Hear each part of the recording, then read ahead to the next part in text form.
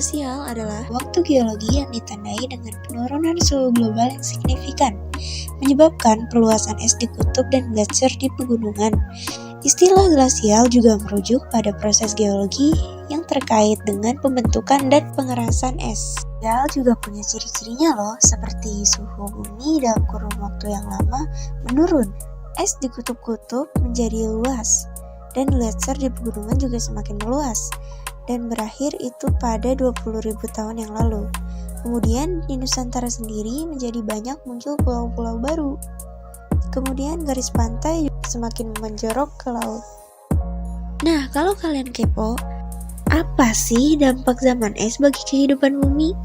Di antara dampaknya, yaitu mengatur suhu global, memanaskan suhu global pada periode interglasial, dan kemudian membentuk lanskap melalui proses erosi dan pengendapan, mengatur ketersediaan air di bumi dengan menyimpan air dalam bentuk es.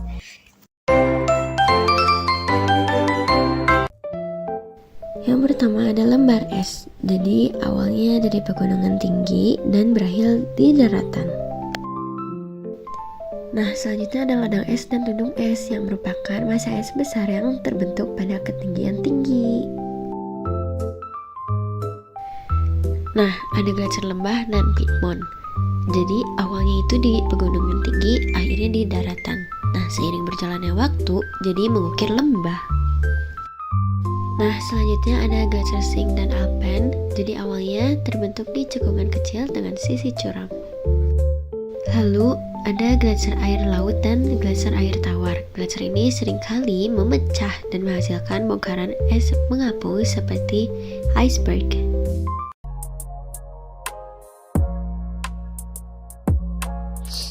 Akumulasi salju terjadi ketika salju turun terus-menerus di daerah yang bersuhu sangat dingin. Salju menumpuk lapis demi lapis dari tahun ke tahun karena suhu rendah membuatnya tidak mencair. Yang kedua, ada tekanan dari lapisan atas. Semakin tebal timbunan salju, maka lapisan bawah salju akan tertekan oleh berat lapisan di atasnya. Tekanan ini menyebabkan butiran salju saling mendekat dan bagian udara di atasnya terperas keluar. Yang ketiga ada kompresi atau pemadatan salju. Karena tekanan terus meningkat, salju padat berubah menjadi butiran es yang lebih kasar. Lalu ada menjadi gletser. Dalam waktu yang lama, bertahun-tahun hingga ratusan tahun, proses kompresi berlanjut. Firn berubah menjadi es padat berwarna kebiruan yang hampir tidak mengandung udara. Inilah es gletser. Lalu yang terakhir ada pergerakan gletser. Ketika massa es sudah cukup besar, gravitasi menyebabkan gletser mulai bergerak menuruni lereng seperti aliran yang sangat lambat. Gletser ini kemudian dapat mengikis permukaan batuan di bawahnya dan membentuk lembah berbentuk huruf U.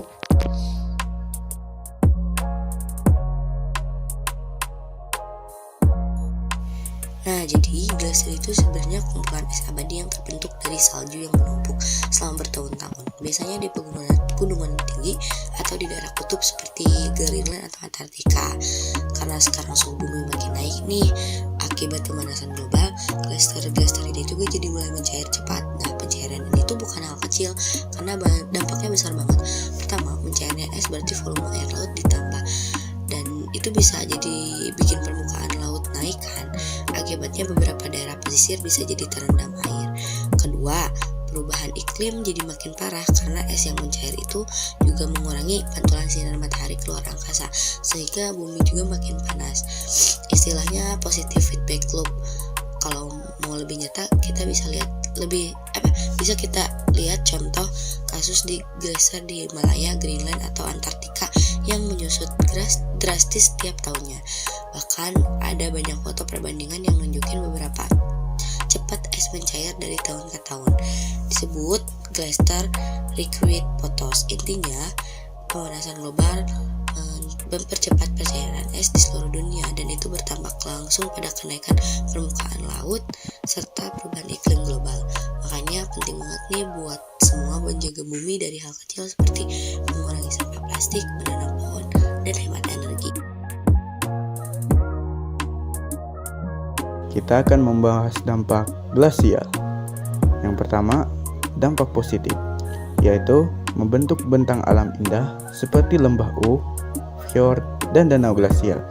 2. Menambah kesuburan tanah dari endapan mineral hasil kikisan es, menjadi sumber air tawar utama bagi sungai besar, menjaga keseimbangan iklim melalui pantulan cahaya matahari, dan menyediakan data ilmiah tentang iklim masa lalu lewat lapisan es. Dampak negatif. Yang pertama, yaitu kenaikan permukaan air laut akibat pencairan es, hilangnya habitat satwa kutub seperti beruang kutub dan penguin, mempercepat pemanasan global karena berkurangnya es pemantul cahaya, gangguan aliran air sungai dan potensi kekeringan, serta resiko bencana alam seperti banjir bandang dan longsoran es.